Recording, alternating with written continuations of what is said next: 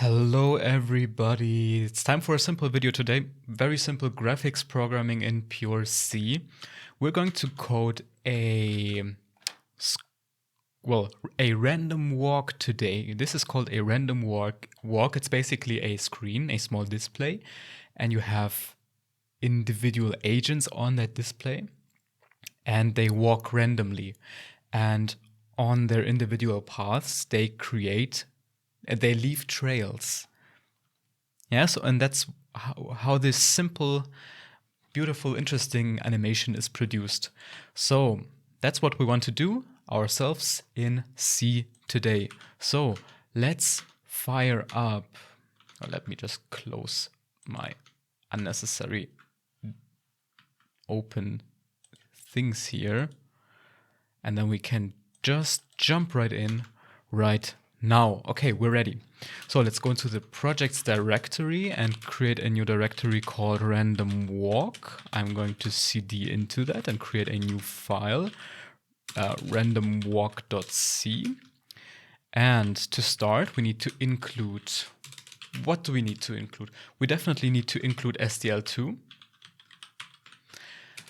SDL2 is the graphics library that we're going to use, and we are going to include standard IO for printing out stuff just in case. Do we need standard lib? I think we also need standard lib to deal with memory allocation, but then that should be it. So what do I want the application to do? At first, I want to be able to specify how many random agents we're going to draw. So to do that, we have to pass arguments to the main method, argument count, and then the argument value array, and that should be it. Now, if the argument count is equal to 0, actually, if it's 0, then we can just generate a fixed number of agents. So let's say the number of agents is an integer, num agents, and let's say by default it's 5 or 3, 5. Let's say it's 5. If the argument count is 0, then the number of agents will not change. And let's make this more explicit. If the argument count is 0, the number of agents is equal to 5.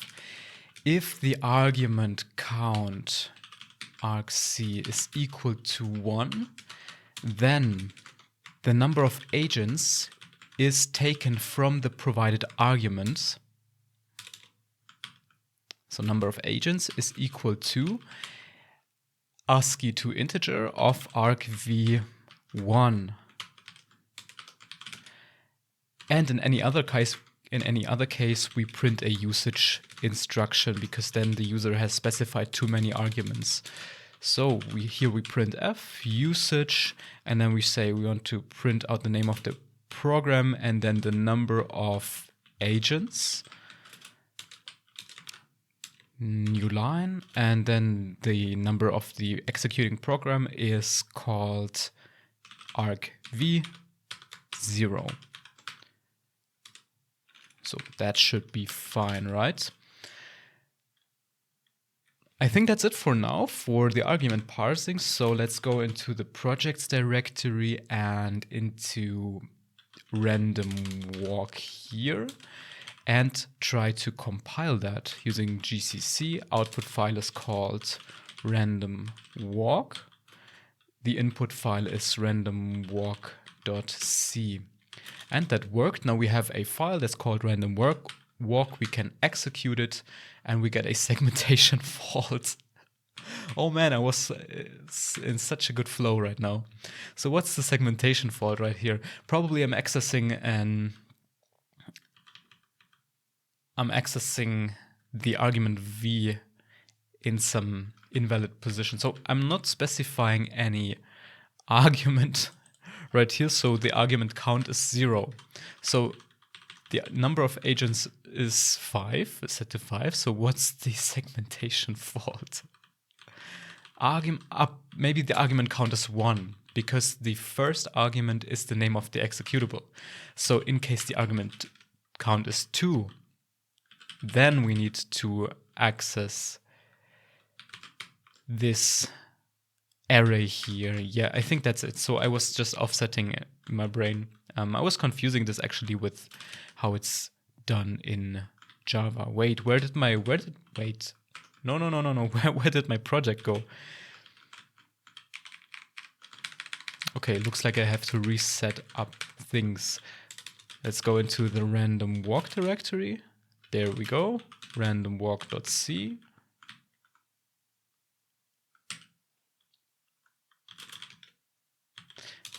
lslsh. Let me remove the swap file. I messed something up with tmux.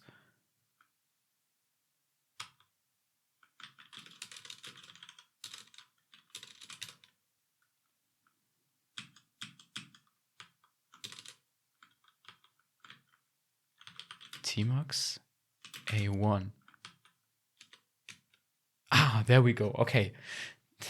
All right. So let's try to compile again and execute the random walk. And now we get a usage instruction that we have to execute random walk with a number of agents. And that's actually wrong, because if we specify no arguments, then I want to use the default number of agents here. So if the argument count is 1, then this, else if, and else, and that should fix it. So the issue was the logic. Now, okay, now this works. Now we don't get a usage instruction when we don't specify a positional argument. If we specify a positional argument, then we don't get usage instructions either, because then this value is taken as the number of arguments. And if we specify too many, then we get usage instructions. All right, perfect. Now we can set up a display.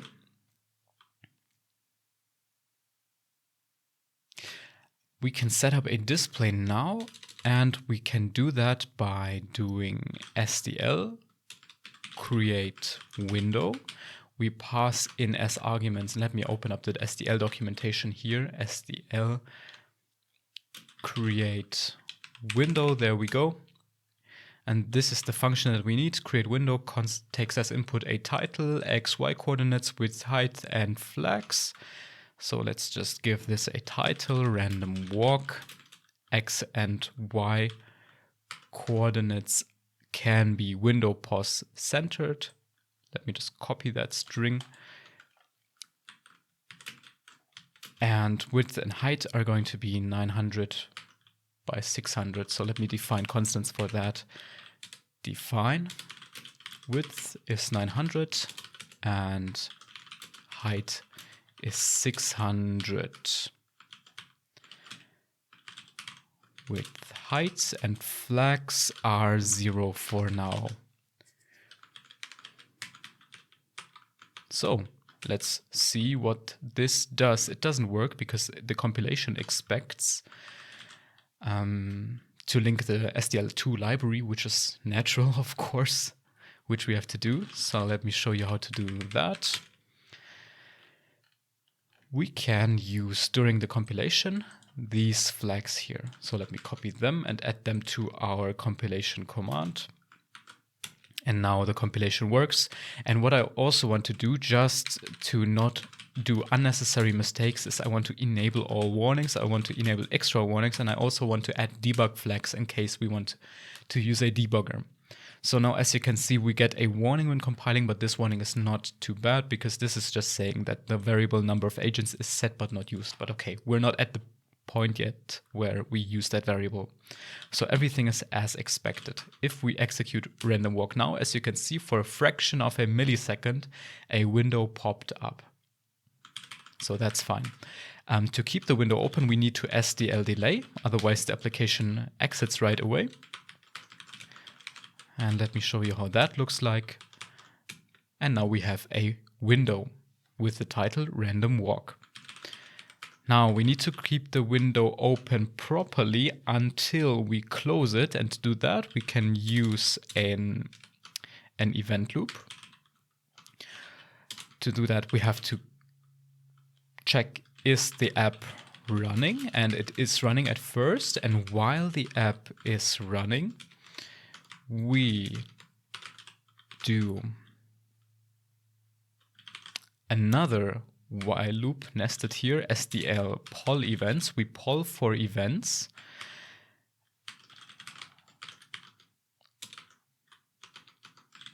SDL event. By the way, I'm not inventing that stuff.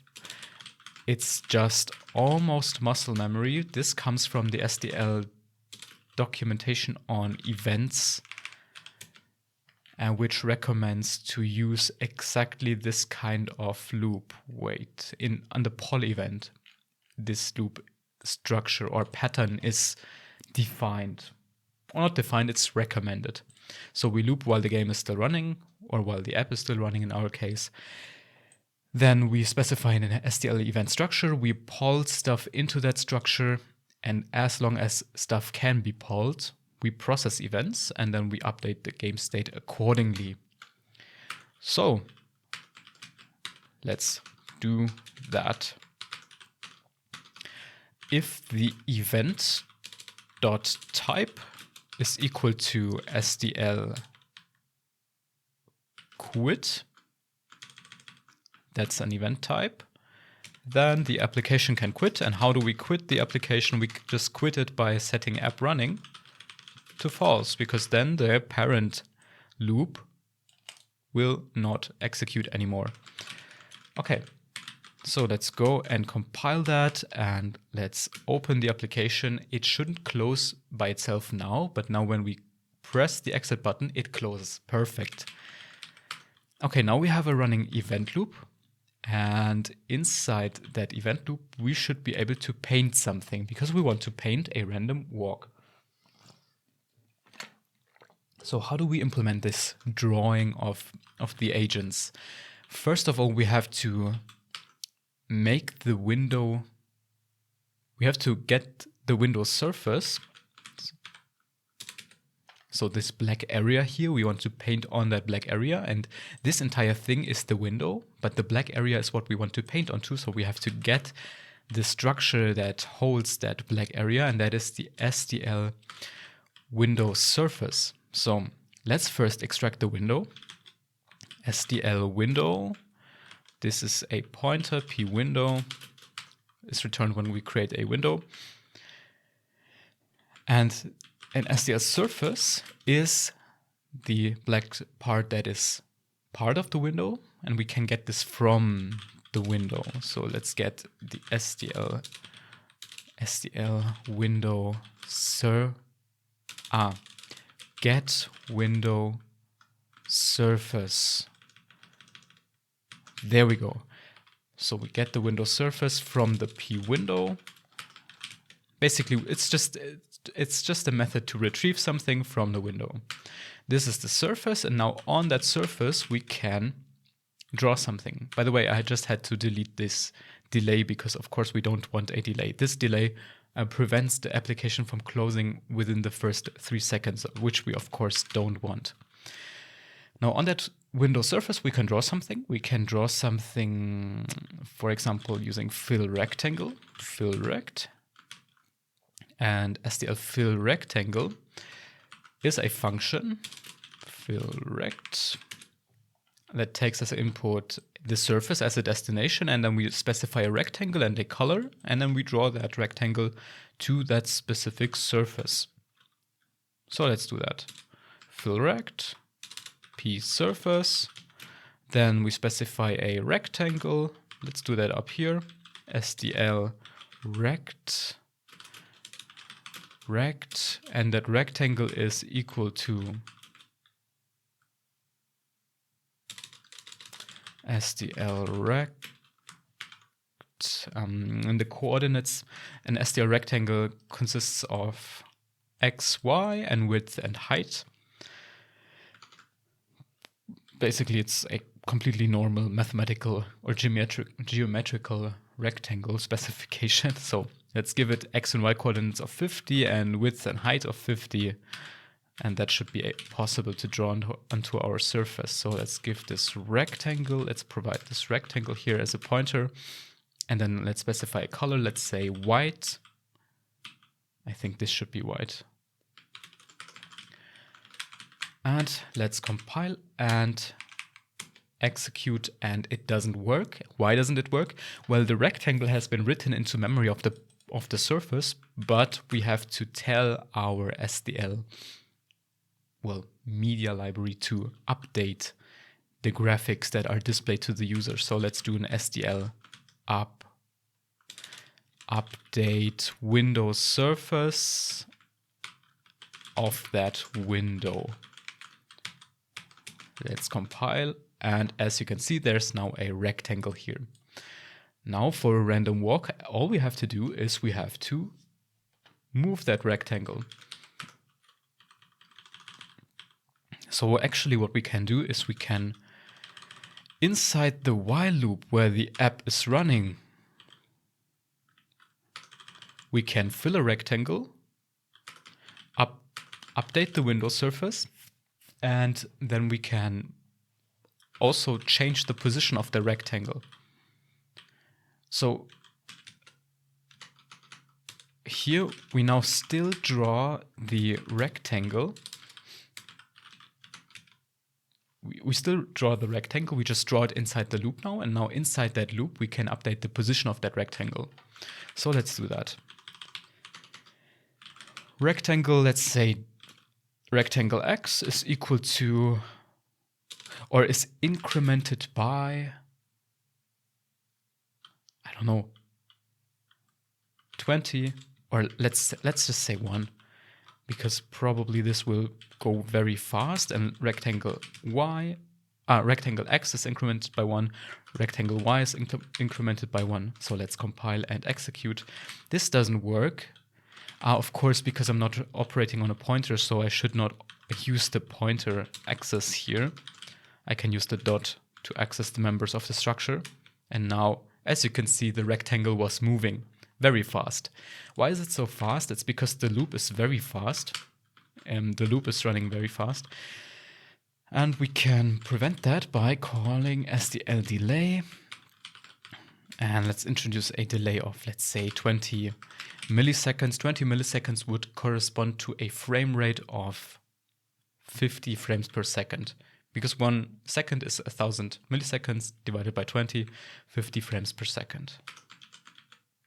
Assuming, by the way, that there are not so many computations in here. Of course, every computation inside this loop will delay this frame rate. So this is a fixed delay. This will not fix the frame rate. This is a fixed delay, not accounting for all the computational overhead that we introduce. So let's compile and execute, and as you can see, there's now a smooth animation of the rectangle moving towards the bottom right corner of the screen. But this is of course not random, and it does not look like a random walk at all. So what we can do is we can randomly pick the direction in which this rectangle moves. To do that, we can generate a random variable. So let's get a random value, random C, let me look that up quickly. We can use random with, we can use srand. Okay, that should be good enough. I was also thinking that we could use for random values urandom, but that might be overkill. Urandom is a special file in Linux. Let me just show you that. Tail dev, or maybe, yeah, tail 5 dev urandom. This, how do I get 5 lines using tail? Doesn't matter. Let me just cat dev urandom. This is a special file that contains, or that generates continuously random numbers and truly random numbers, as you can see here. Let me just interrupt that. As you can see, this is random data, and we could use that random data in C, in our C implementation, to really generate a truly random walk. But of course, the srand is also good enough, I think. Oh, or here this guy hints on Linux you might prefer to use random and srandom. Is this hinting at the files?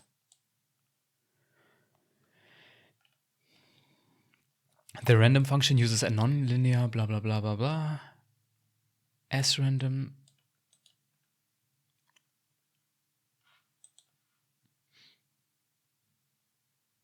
Don't use rand for security. If you need a cryptographically secure number, see this answer instead. We don't need cryptographically secure. We just need random. So we need to generate a random number, but before we do that, we need to seed the random number with some random value or with some hard to predict value. And the simplest way to do that is to get the current time. And to do that, we have to include also time.h. So let's do that.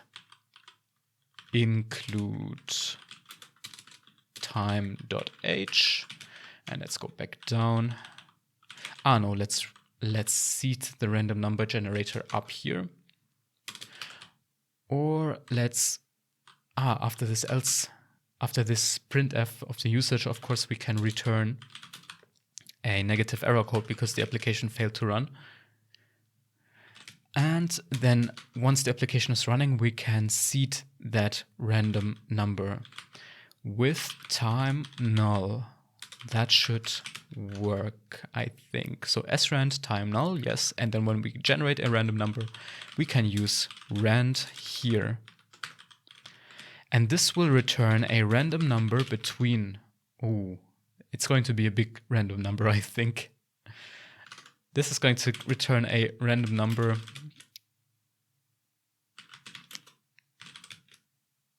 between probably 0 and the size of an integer. Man2 rand, let me look that up, man3 rand. There we go. So this returns a pseudo-random integer in the range 0 to rand max. So if we want a smaller random number, then we have to reduce the range of rand. But we can. Let's just execute it as we have it right now. Probably the rectangle will disappear off the screen right away. As you can see, yes, it did. So for that, we have to reduce the value of that random number. And maybe that even deserves a new function. So that returns an integer. Get random v for random velocity. And the input is nothing. And the output is a random velocity. Of course, it must have a reasonable value.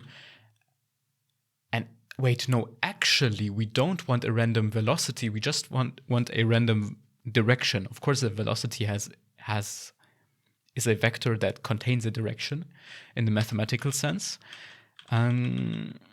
But we just want a random direction. So actually what's random should be, do we increase or decrease x or keep it fixed? And do we increase or decrease y or keep it fixed? I think that's it. But that would contain the possibility that the agent then stands still, and probably we don't want to do that. We probably want to move the agent in any direction. And the directions are up, right, bottom, or down, left. Those are the three variants. And if we randomly generate a direction for x and y, then we could also do up and right at the same time, which we probably don't want for now. I want to have those square-ish movements. I don't want to have diagonal movement. So instead of getting a random velocity here, maybe I want to have a random direction.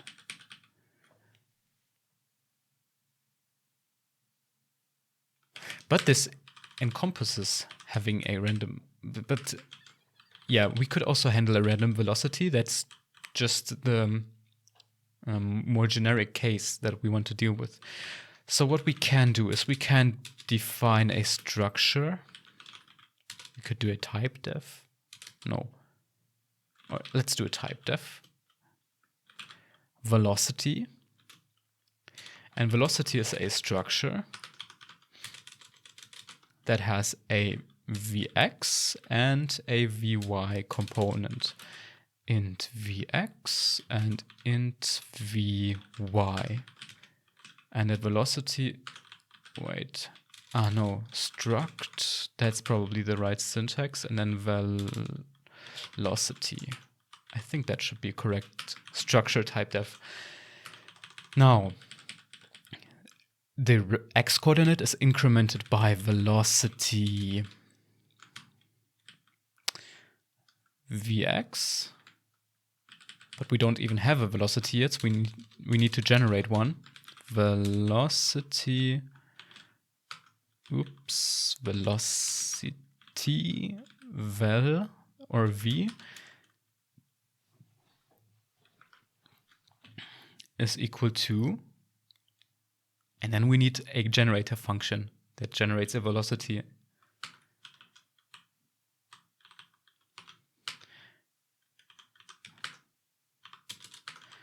And that could be this one. Get random velocity, get rand v, and the return type is a velocity, and it returns either up, down, left, or right. So we can generate, actually what we can do is we can keep it very simple. What we can do is we create an integer choice, and it's a random number. This is our random choice, and the random number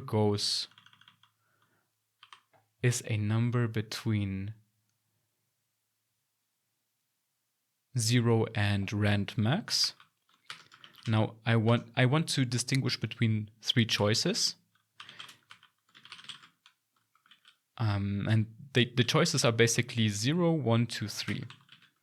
So how can I map the random number to those? How can I limit it to that range? So I have this random number and I want to divide it by 4. No, actually I want to map it to between 0 and 3. Inclusive. I feel stupid. I have done this so many times and now my brain just shuts off. How do I do it?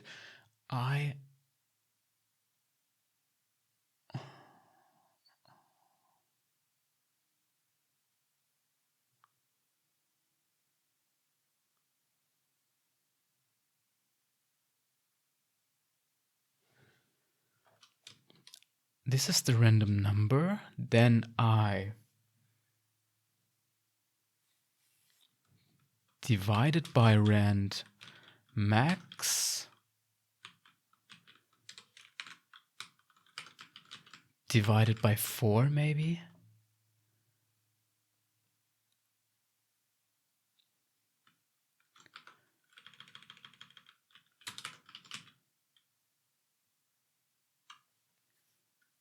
So the random number divided by rand max would probably always be 0, right? But if I divide by rand max divided by 4, then it can be only 0, 1, 2, 3.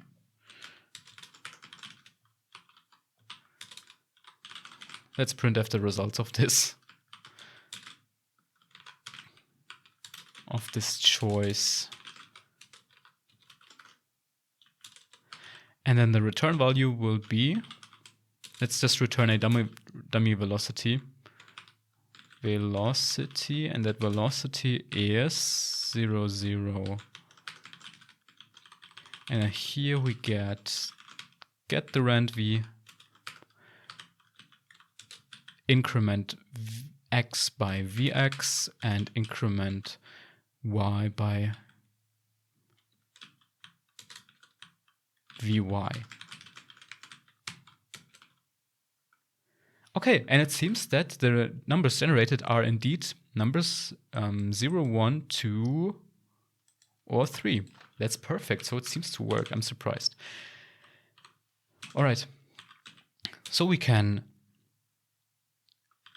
check if the choice, or actually we can do a switch case, switch over choice. I have never done a switch case in C, I think, before.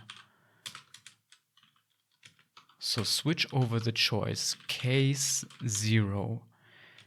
In case 0, we return velocity. And let's say this is the up case. In the up case, the velocity in y direction, or in x direction, is 0, and in y direction is -1. Because on the screen, positive y always points down. Okay, let's copy that case a couple of times. So case 1, 2, and 3. This is the case up, down, left, right. So up is -1, down is +1, left is -x, and 0 change in y, and right is +x. All right, and this case down here should actually never happen. I think I also need to, although it's not strictly necessary, I would need to do breaks here. But they are mutually exclusive cases, so I don't think they are necessary. And this should never happen down here. Exit -1. Print f, or f print f, we have to print to system error, standard error.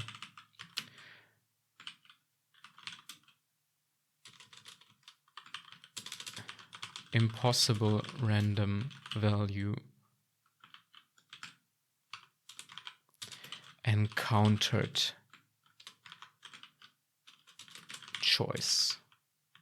Okay, so in case the random value generator ever generates a value that is not 0, 1, 2, 3, we throw an error and exit the application, but this should never happen.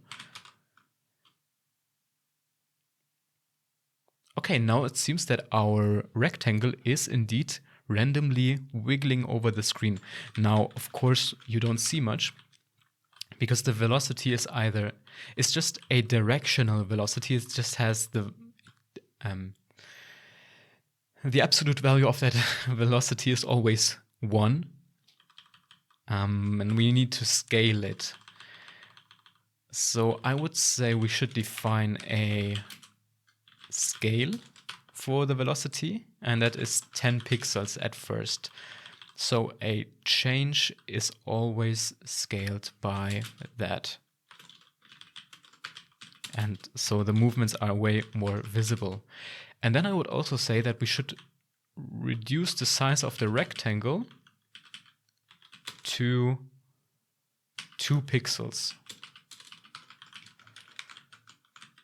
So let's compile and execute and see that we have an error. Of course, the define clause doesn't or shouldn't include an equals sign. So let's execute. And as you can see, we see a random walk that is dotted here. Oh, and that looks very interesting, actually. This looks super nice. I didn't expect it to draw those dots, but this is a positive surprise. Actually, I want to draw the entire line. But this makes sense because we're moving the entire rectangle by that distance. Yeah, this looks very interesting.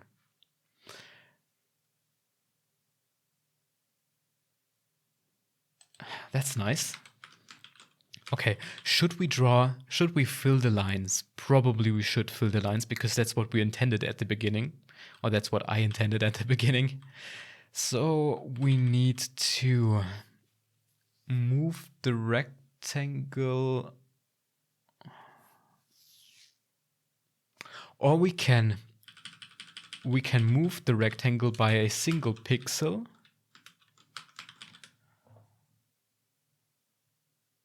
But do that 10 times.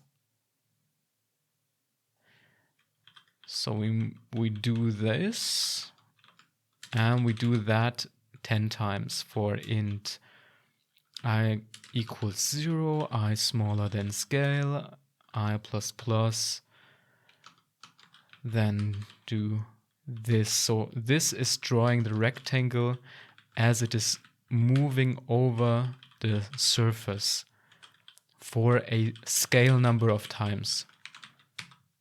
Let's see. Doesn't work because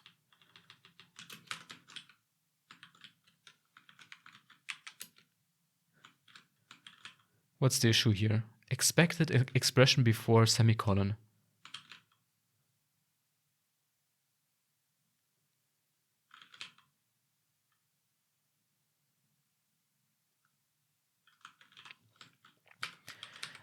I mean, I thought that I can just use that constant down in that for loop, right? Semicolon, I smaller than scale, semicolon. Does that require a space here? No, something is wrong with that semicolon. Or probably somewhere else I forgot a semicolon, and this is just a proxy error that is showing up instead. Expected expression before semicolon token. I equals 0. I smaller than, while I smaller than scale, I plus plus. What if I call this J? Ah, no, this won't work. Do I have maybe an I variable already somewhere? No, it seems to be the semicolon. Scale is 10. What if I don't use a global constant, but instead use 10? This seems to work. I don't know why. This seems to work, but the constant doesn't work.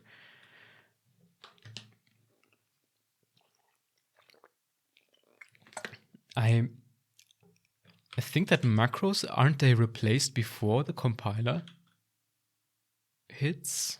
Before the compiler runs? So this should be... So what the compiler sees is actually this. Well, but never mind. Let's just not worry about those details and just have fun programming. So let's create a global variable scale that is 10 here, and then let's replace the 10 here and compile and execute. And as you can see, we have a working program. Now the rectangle should also start in the middle of the screen. So I would say the x coordinate should be width divided by 2, and the y coordinate should be height divided by 2. I hope this works, because here I'm also using constants, but this works this time. And this is a pretty random walk. Now you could argue about the changes in direction here, because the random walker is walking somewhere and then just turning around and walking somewhere else again. And that's causing these individual spikes, but I want to keep them for now.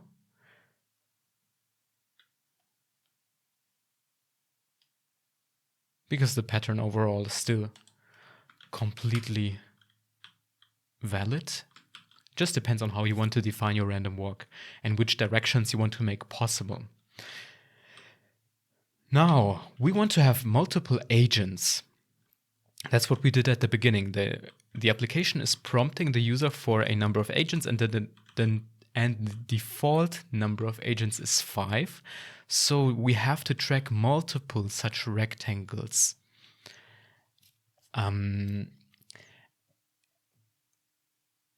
Right.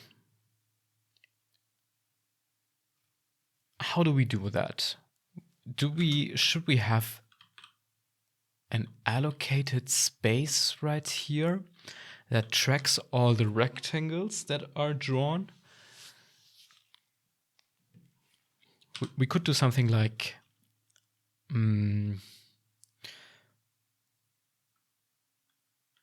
SDL rect pointer p rects is equal to, and then we allocate space for number of agents, size of SDL rect, or maybe even struct SDL rect.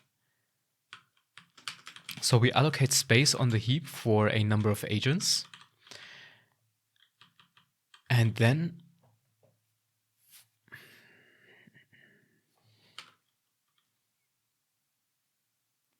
but actually, I think the agents should not be just represented by the rectangles, because the rectangles are lacking information, for example, for the color that is used to draw them. So maybe we need to define an agent as well. An agent has actually an agent is not the same thing as a rectangle. A rectangle also has a width and a height, which an agent does not. An agent just has an x and a y coordinate. And an agent has a color, which is a 32-bit uint RGB. That's the color used to draw the agent, and that's enough to identify the agent for now. Of course, if you do super clean programming, then you will also separate out the representation from the data, but all of that is completely fine for this project, in my opinion. So we allocate space not for rectangles, but for agents. So this is an agent pointer, p agents. And we allocate number of agents, size of agent.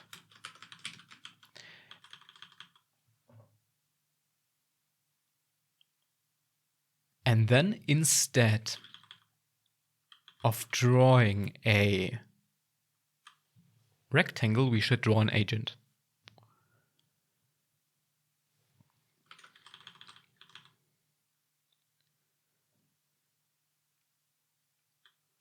So here we could actually create a method, move agent, and that method does all of those things here. Or those. So let's do that.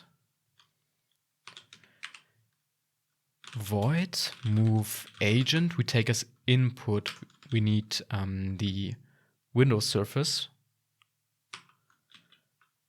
P SDL surface, P surface. And then here we need to do all of this. Velocity, random velocity, then we scale. We move the rectangle across the screen. The rectangle is not the agent, however. So we need to move the agent now across the screen. So we need to get agent X.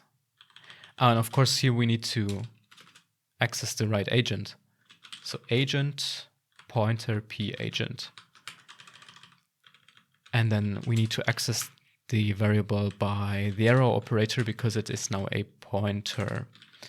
Agent blah blah blah, fill rectangle, and we fill the rectangle.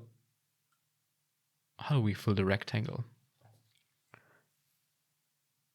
Well, we don't have a rectangle at this point.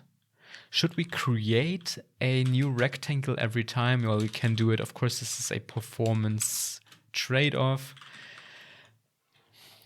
but I'm going to do it. So we get a rectangle, we create SDL rect,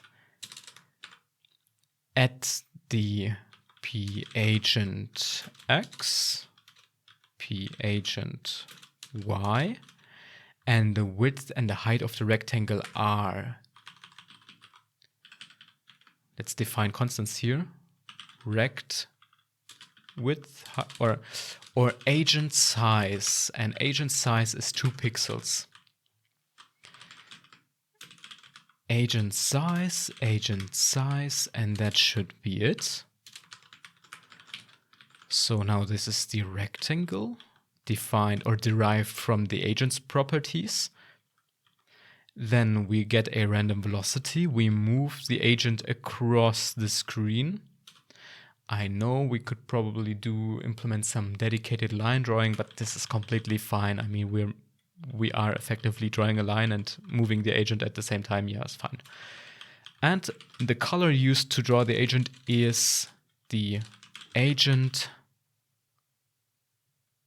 color. So let me update this property up here. Okay. So now we are drawing an agent with its own color. And now, what's the next thing to do? The next thing to do is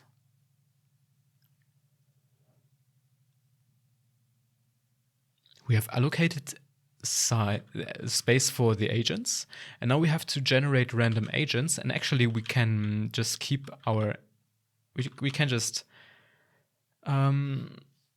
create one agent and see if it still works. Down here, we have to also update the Windows surface, and we have to pass an agent.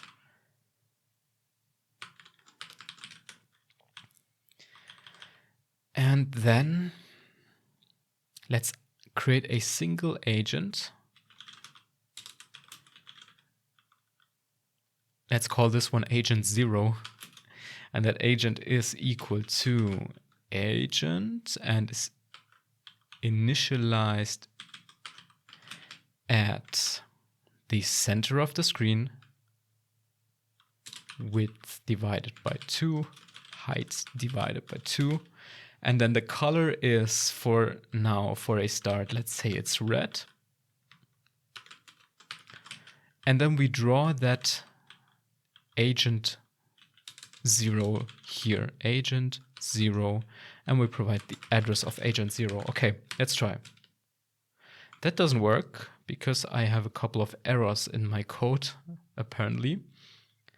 Invalid initializer, agent undeclared. Okay. Of course. Here I have to reference p agent. So what's the next error? Move event. What's that? Oh, move agent, of course.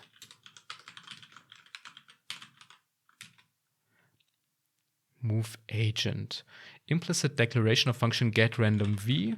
That doesn't work because that function is declared down here, but it has to be declared on top of the getAgent or moveAgent function, such that moveAgent has visibility of it.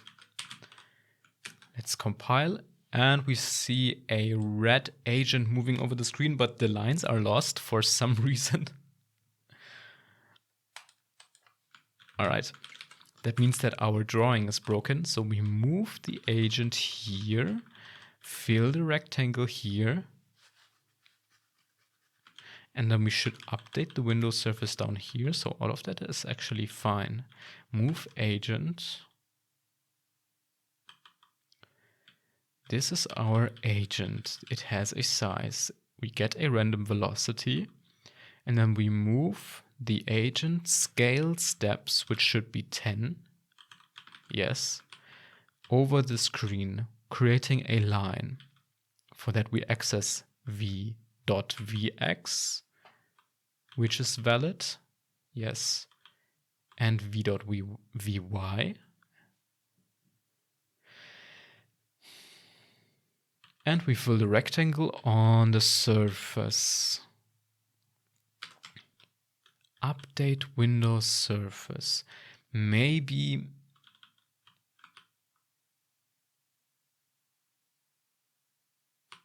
wait, what happens if we update the Windows surface every time the rectangle is moved? Maybe that's why, maybe the update Windows surface takes only the finishing position of the rectangle. Update Windows surface, of course that requires pwindow to work. So let's pass pwindow here as well. SDL window pwindow.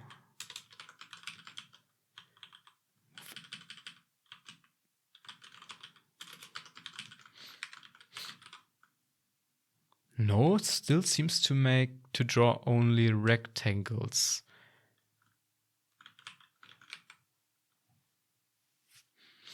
So what's the issue? We move an agent. Let me just remove that update Windows surface thing.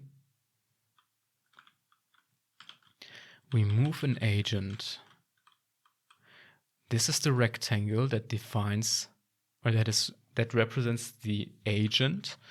We get a velocity, and then 10 times we increment the agent's coordinates by the velocity. And we draw that agent onto the screen.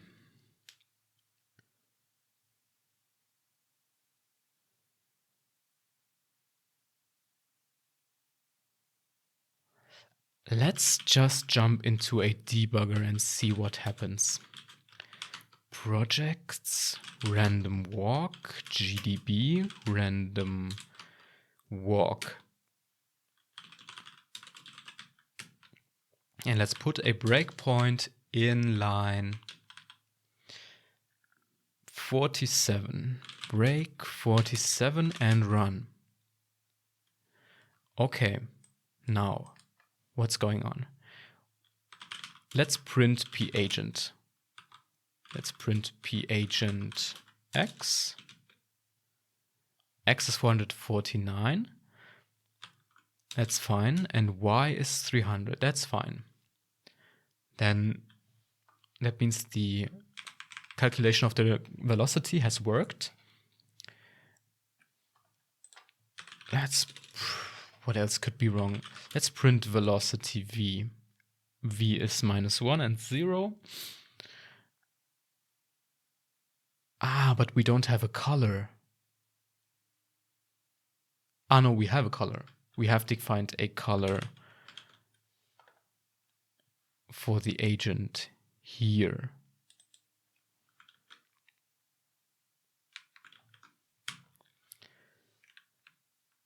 Okay, so let's step through the code and see if anything suspicious happens.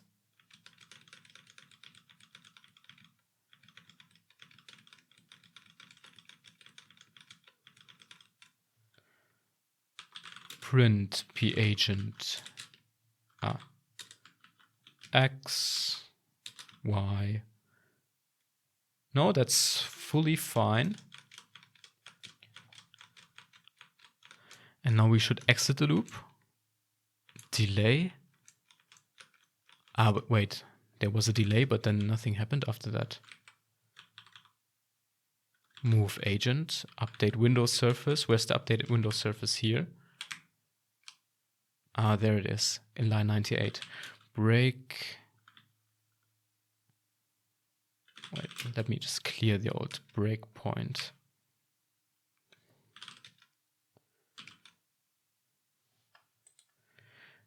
Clear 47, and let's run, or let's break in line 89. Break 89.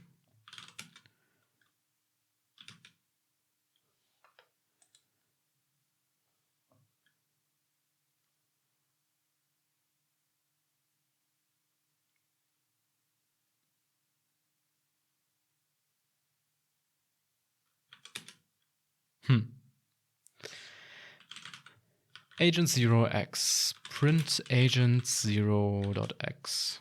That looks completely valid.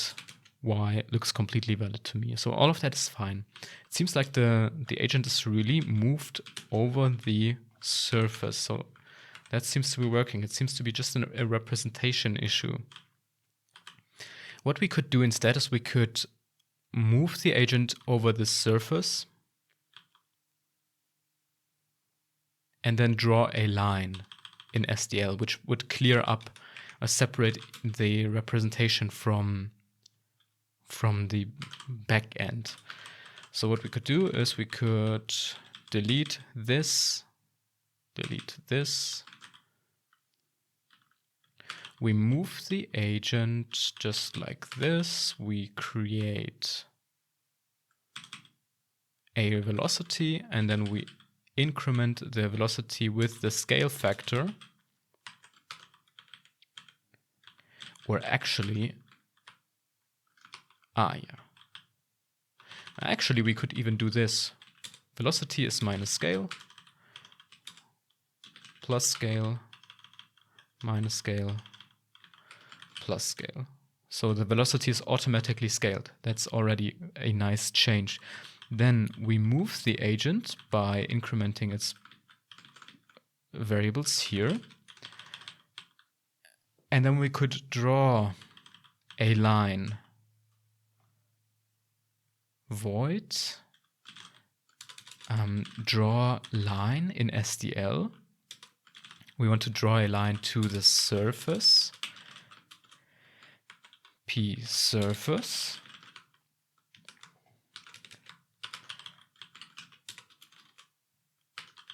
And that line consists of two coordinates. Let's define a new structure. Struct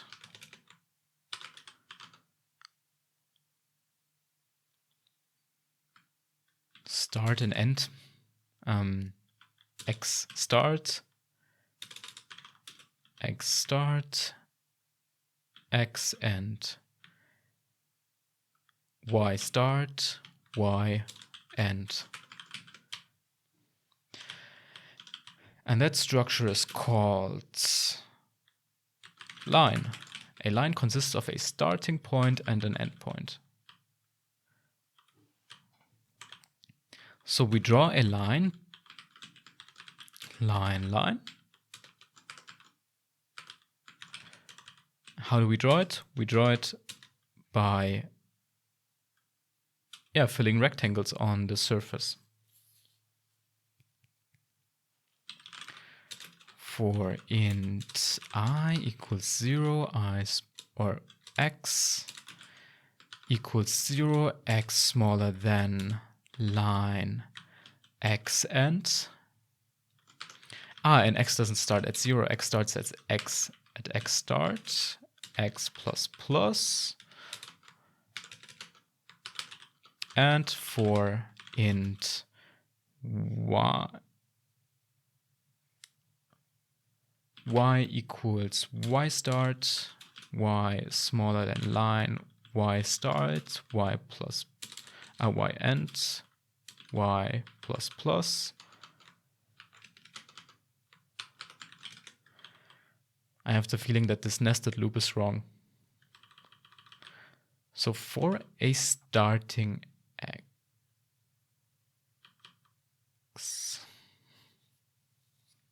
I need to draw a line. The starting coordinate is xs and yx and ys. So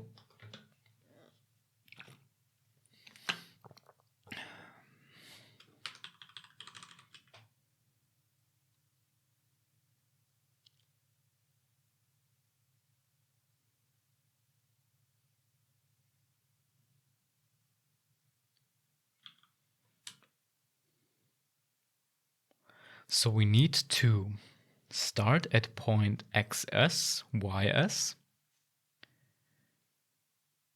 and then we need to know how many, then we need to increment x and y both according to the distance that they represent, that the line represents.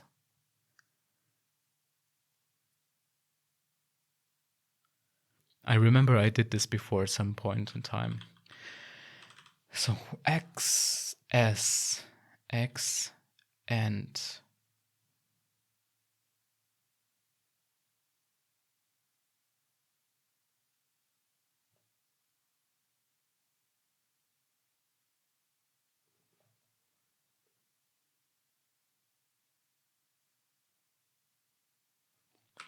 no, wait, I know that drawing lines is super simple, but I feel like I'm overcomplicating stuff. Let me just undo all of this. I feel like I'm just overlooking a super simple bug here. Here we fill the rectangle. Maybe we need to create a new rectangle every time we fill a rectangle.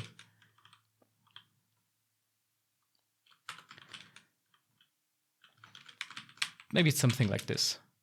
And it is something like this, yeah, okay, of course. So I'm happy that I didn't try to waste my time with the line drawing, so this works perfectly fine. Now we have an agent that is being drawn on the screen. And instead of drawing that single agent, I want to create multiple agents. So we need another method, create agents, that creates the agents in the pagents space. So we need to pass the allocated memory and we need to pass the number of agents. And then that method should initialize the agents available here. So we create agents. Let's do that. And when moving agents, what we do is we loop over every individual agent for int I equals 0, I smaller than num agents, I plus plus. And then we move every agent pointer individually. So instead of moving only agent 0, which we have deleted, we move p agent at index I. So we access this like an array.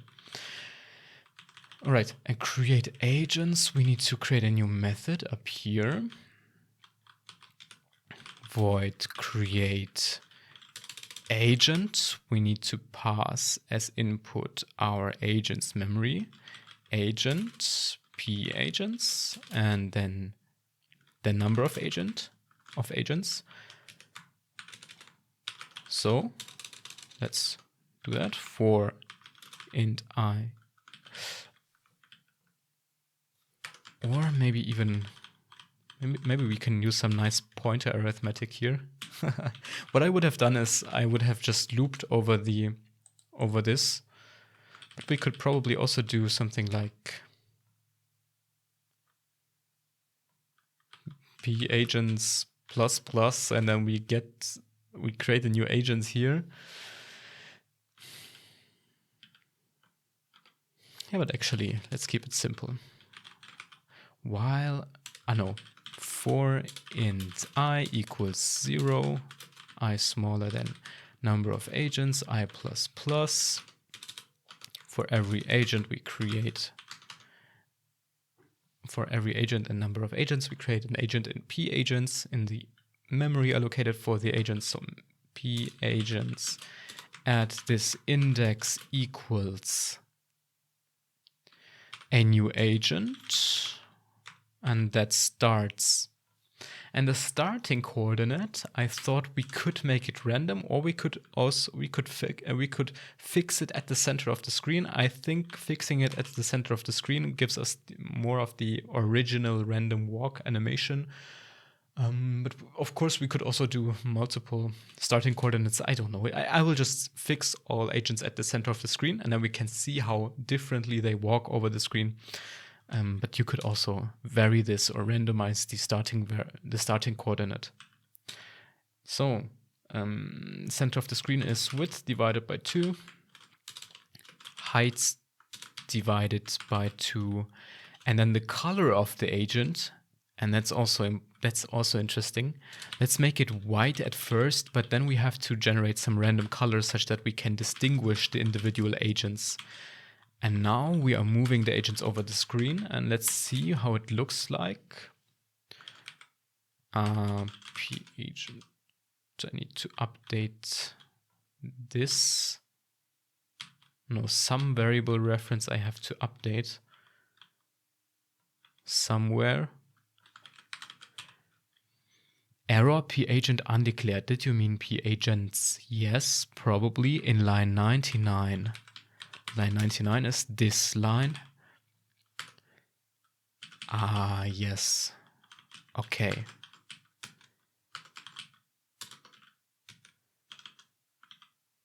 Okay, let's try.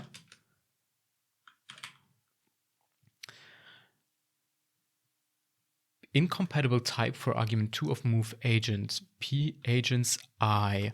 Ah, that is an agent. Of course that doesn't work because we have to... Oh, we can actually give it... We have to actually give it the address of the ith agent.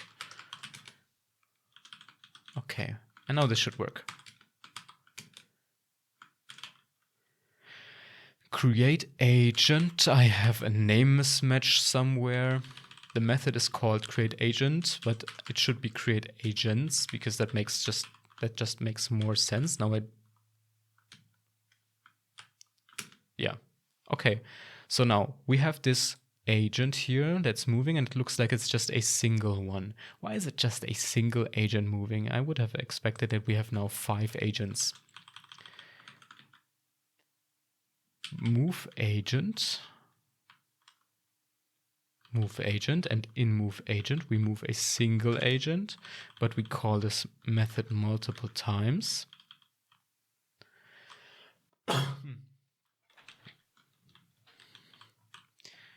What's the issue here? We move agents. We create agents here.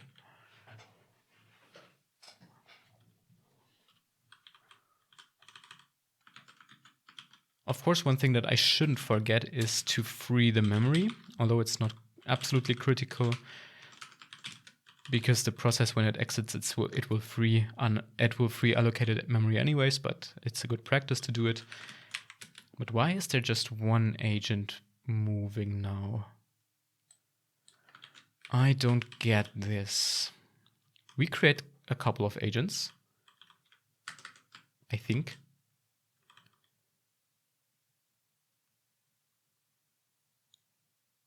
Let's put a breakpoint in create agents and see what it does during runtime. Create agents line 41, break 41, run. Now print num agents and see if the number of agents is it's indeed 5. Let's go to the next line. Ah, and I see the error already. I keep overwriting p agents 0. Of course I have to overwrite p agents at index I.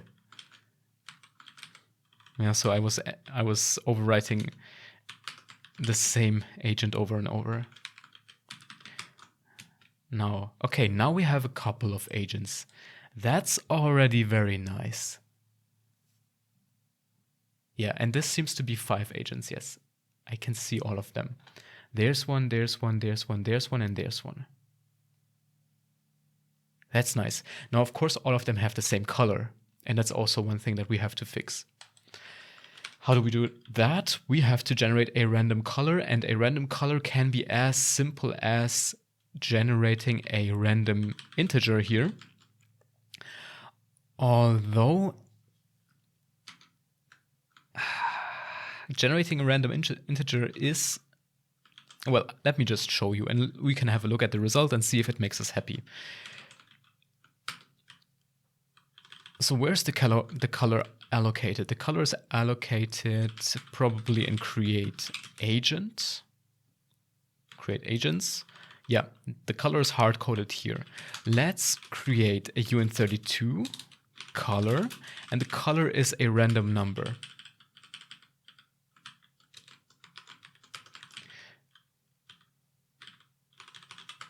Now, I don't know if the integer from random will properly map into the UN32 in case the integer is only 16 bits in my case. I don't think that's the case. It should be 32 bits.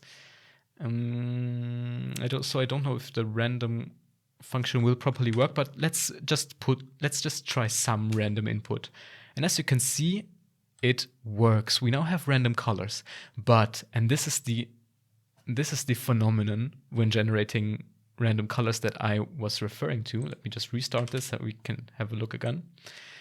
Usually the random colors are quite bland. In this example, it's fine, because imagine you have colors and they are RGB, and each color value R, G, and B maps from 0 to ranges from 0 to 255, and then the expectancy is that the random color that was picked is in the middle.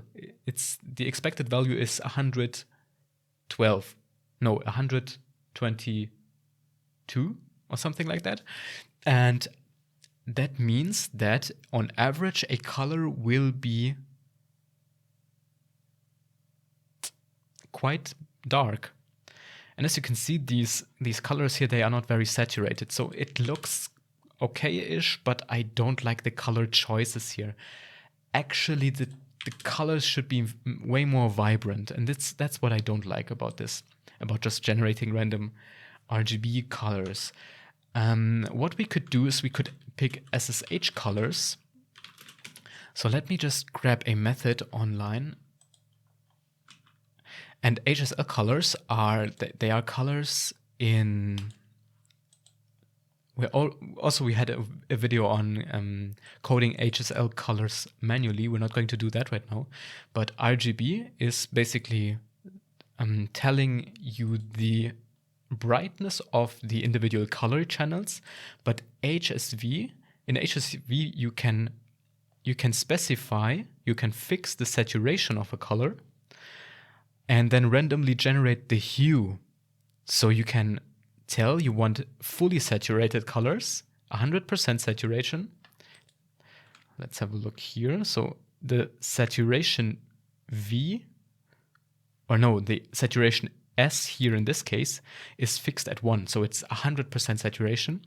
And then V, the value, I think this is the brightness, can be also fixed at 1. No, I don't know. HSV, HSL. They are, yeah. In any case, you can fix the saturation quite well and then only randomly generate the hue. And then you have very bright saturated colors that look nice. And they don't look so bland as when you generate random RGB numbers. How can we do this? We can probably just get some code online to generate to convert RGB to HSV, or no, HSV to RGB. C code RGB to HSV. Let's have a look.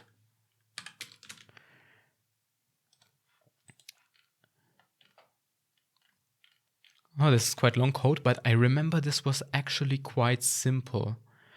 RGB to HSV, blah, blah, blah.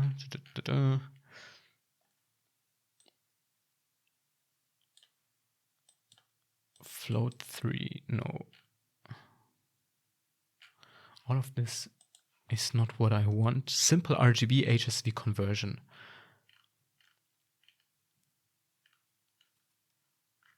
So what's the interface here?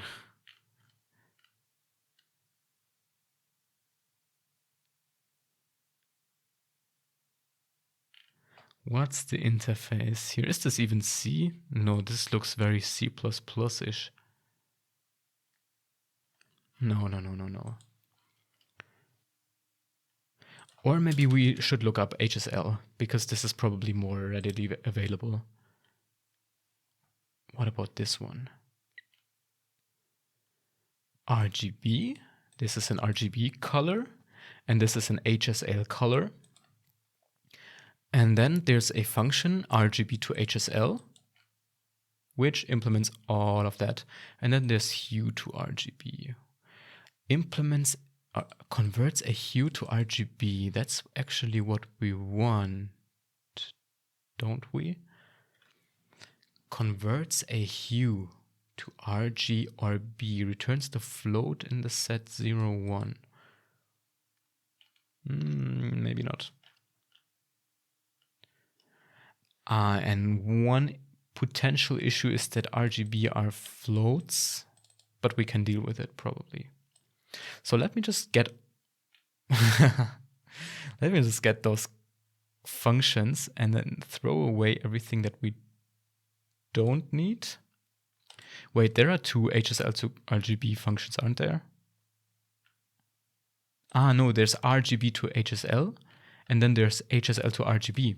Yeah, and that's the simple function that I was referring to. So let's grab that. So basically, as a small reminder, we're doing all of that just to get pretty colors. And it's easier to pick pretty colors in the HSL color space. So this is the HSL to RGB function. We specify HSL. S is the saturation, which we max out to get pretty colors. Then we get as a return value RGB right here. So let's define this type RGB. Or what else can we do? Do we have to define the type even? Yeah, let's define the type. And I think this way we pick just the code that we need to make it work. So this expects now random floating point numbers between 0 and 1. And we have to scale this.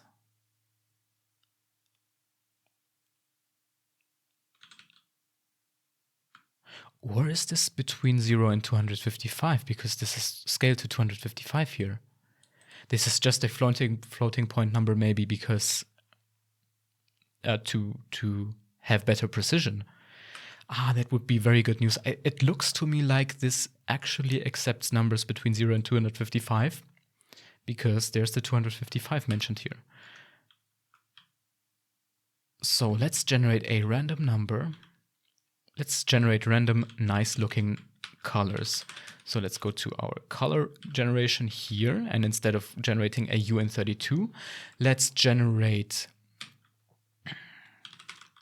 float RGB. R is equal to no. Let's generate an RGB like this, because we have now defined a new type. RGB is equal to HSL to RGB, and now we specify the hue, saturation, and L is the lightness. Now let's look up HSL again here.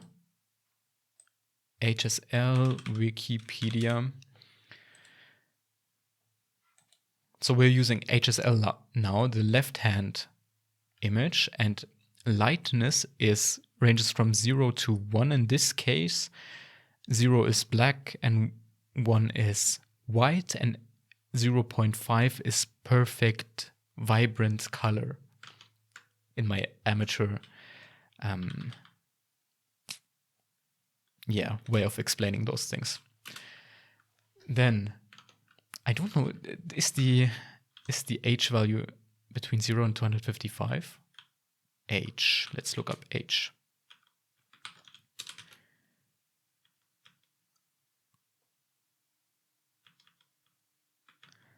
No, maybe, I think, yes, the input values are between 0 and 1. That's why 0.5 is referenced here and a 1 is referenced here. And the 2 here, by the way, this formula, you can look this formula up. It's online available on Wikipedia. So we input values according to this table, according to the schematic between 0 and 1, and hues between 0 and 360, and we get as a result values between 0 and 255, which is perfect. So we want the saturation fixed at 1.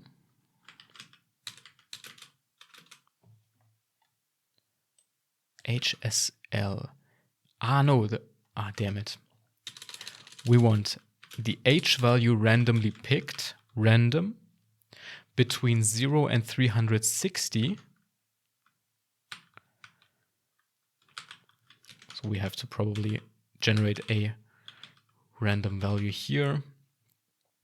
Float H is equal to rand divided by rand max divided by 360. I think this should give us a random value, although this will give us a random value, a random integer value, not a random floating point number value, but I'm using it for the HSL to RGB function anyways. All right, so this is HSL to HS, the saturation is 1 and the lightness is 0.5. So saturation, full throttle, lightness 0.5, which is vibrancy. And this should give us RGB colors. And then we can use SDL2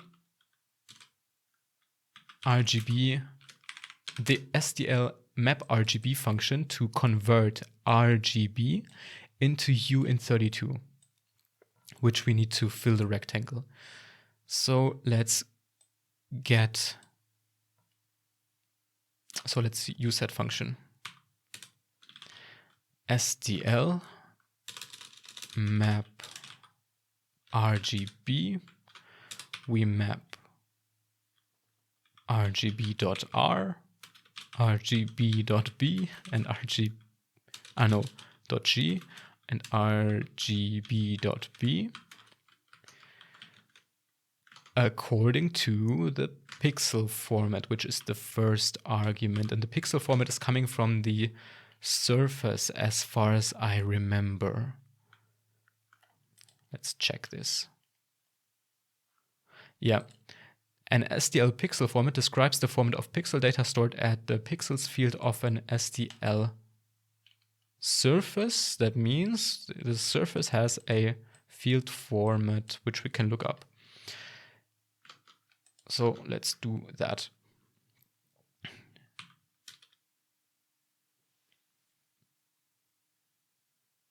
But now we need to access the surface here, which is not so nice.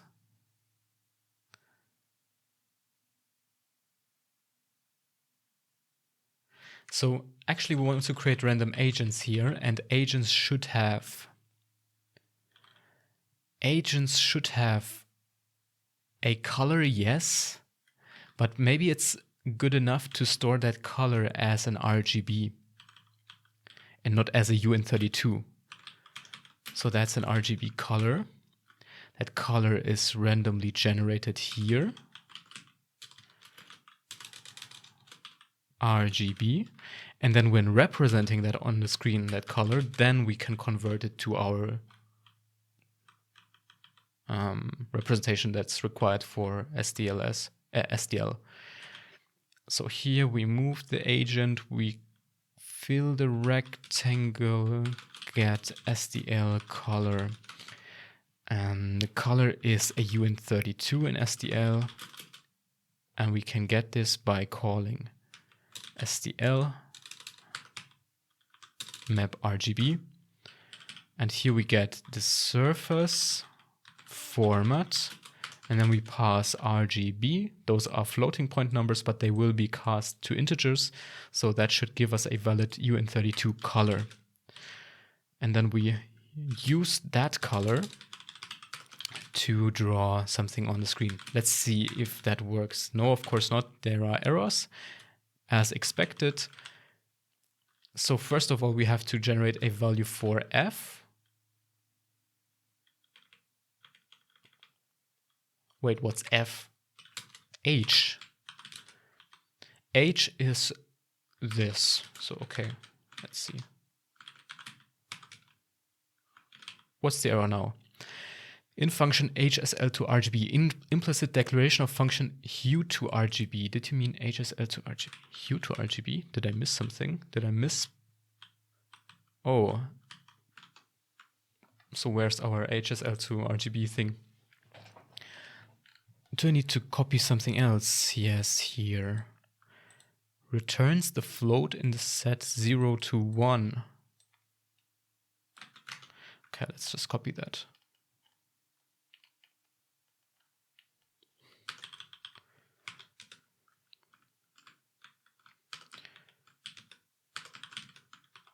Okay. And let's see what this does. And we still have an error.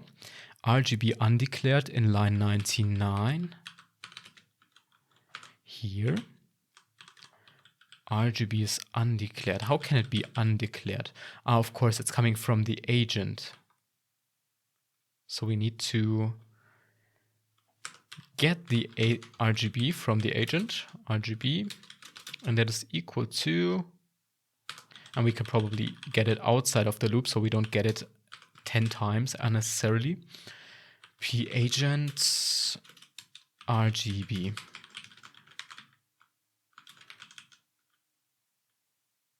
Ah no, the field is called color on the agent. And now the application starts, but nothing is painted onto the screen, and that's of course very, very brutal now. So why is that the case? We are... Okay, let me put a breakpoint where we get the SDL color. GDB random walk. Layout source. Then we get the SDL color in line 100. So let's break in line 100 and run. And let's step next and print color. And the color is 0, which is black. So that is the issue. Now I need to turn up the seriousness a bit. So why is this 0? This is definitely not what I want. That means the SDL map to RGB function is not doing what it's supposed to do if the RGB.R value is... Oh, it's also 0. No, so the code we stole from that guy online is not working as I would want it to, but maybe I'm messing something up. For sure, 100% I'm messing something up. So we get the P-agent color and it's all zeros. Why is it all zeros? It cannot be all zeros if we assume that the code that we copied for color conversion, if it's working correctly, probably the reason is that I probably haven't set the color properly on the agent. So we move the agent here, but here we don't create the color. We create the color in here. And here we set a color in RGB on the agent that is fixed forever. The hue, however, is randomly generated. So let's have a look at those values here and create agents before we panic.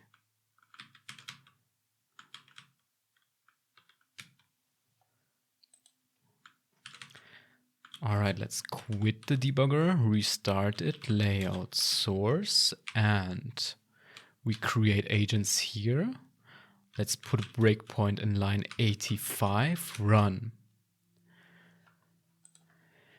And RGB is now 0, 0, 0. Okay, so we narrowed down the issue a bit. Let's print H. H is a value between 0 and 136, so that seems to work. 255, so that one seems to work. So the issues with HSL to RGB, but probably I'm misusing it. Probably H is expected to have a different value. So let's inspect this function a bit closer again. HSL to RGB is returning a non-valid color. Or well, black is a valid color, but it's not the one that we would expect. If S is equal to 0, then we generate an achromatic color. Wait, what is the color that we even input here? S is 1 here. So this cannot be the source of the issue.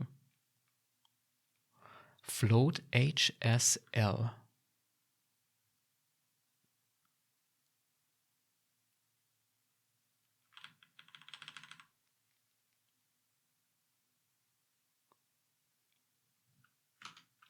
Okay.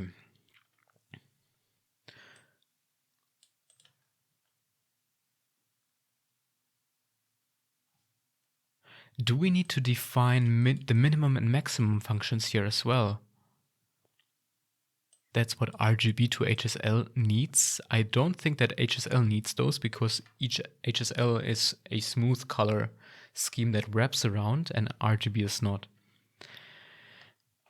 Converts an HSL color to RGB. Conversion formula adapted from Wikipedia, as I said, yes, assumes HSL are contained in the set 0, 1 and returns RGB in the set 0, 255. Okay, does that mean that H also has to be between 0 and 1?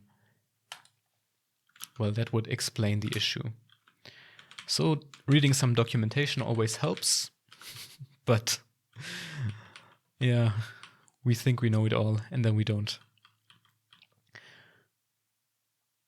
So where do I create my random H value? Where is it?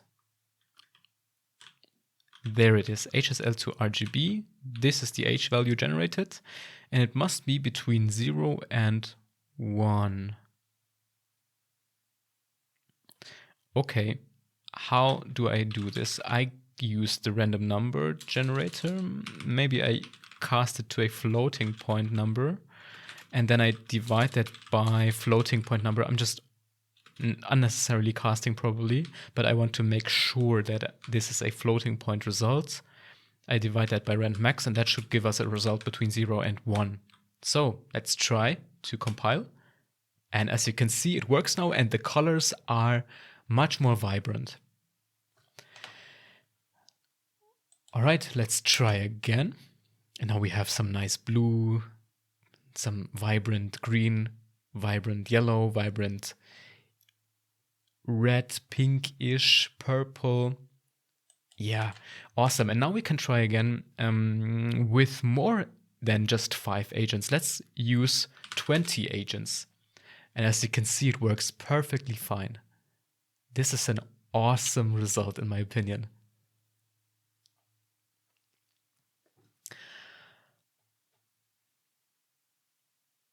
I'm so happy that this works, and the result looks so nice.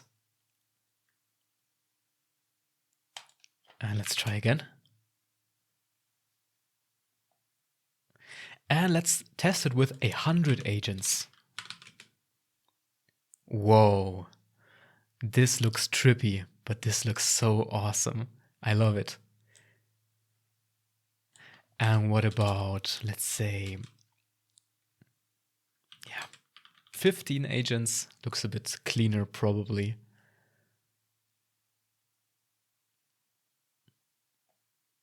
Yeah, okay, let me know what you think in the comments down below, guys. I love this project. It was so much fun because we dealt with graphics, which is always fun in C.